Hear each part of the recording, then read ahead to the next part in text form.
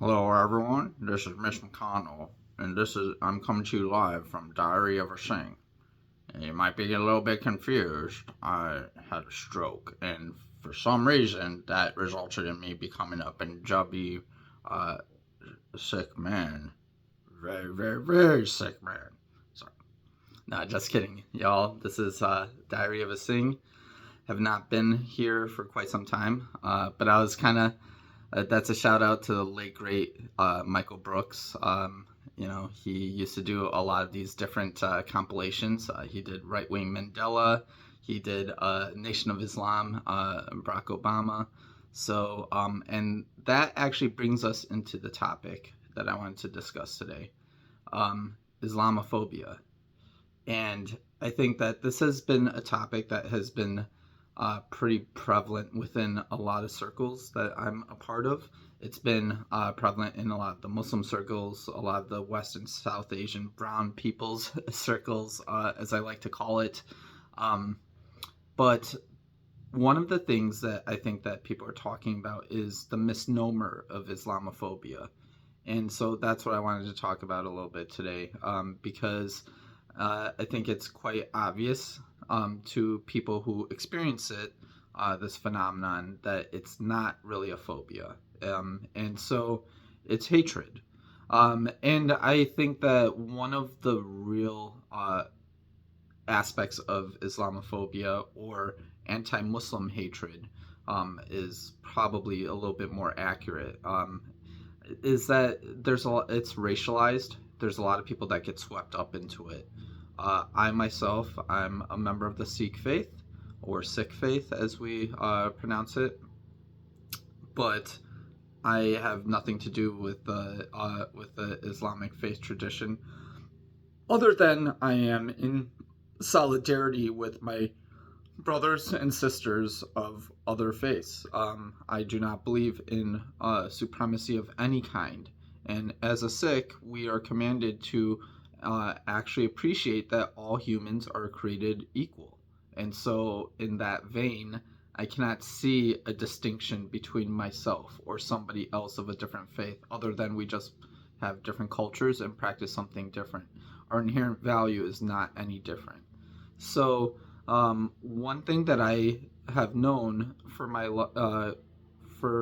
all of my life is that um, Sikhs, regardless of how we see ourselves, it doesn't matter. Society might see us in a different way, and it's the same thing with Muslims. Regardless of how you see yourself, and regardless of what your values are, you go into society, and sometimes society tells you, no, this is who you are.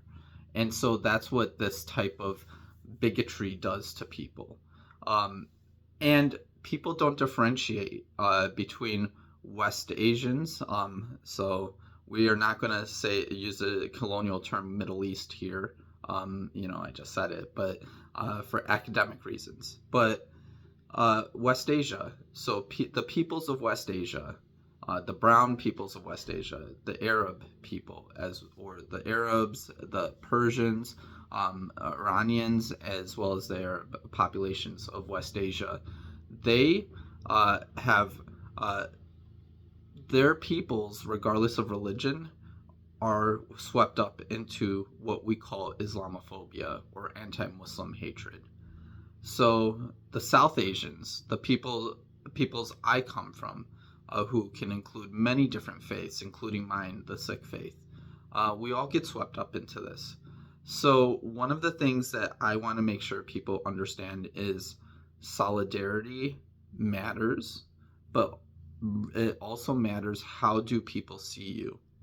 And it matters that they're weaponizing anti-Muslim hatred, but a lot of non-Muslims get swept up into this. So what does that mean? That means we can't be a part of this form of bigotry.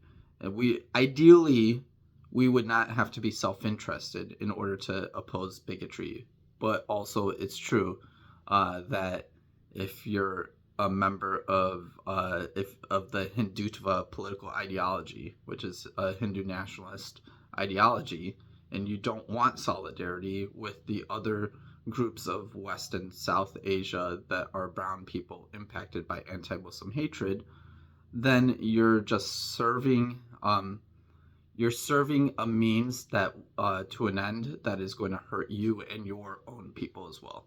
So, quick video. I think these topics, I don't need to hit you over the head with it. I think it's super obvious that what is happening right now, it's not a fear of anything. It's not a fear of a person. It's just flat out bigotry. It's just flat out supremacism. And it's this idea that we can uh, mock or make fun of or pin all of the problems that we have in our own lives on another group of people. Um, so that's it. That's it. I hope you all have a really good Friday, and just reflect that solidarity is a path and forward, and that people are people.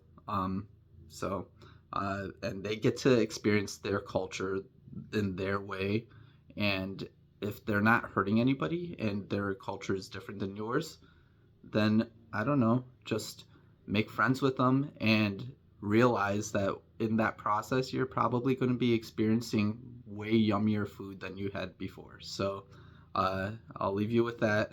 Waheguru Ji Ka Khalsa, Waheguru Ji Ki Fateh.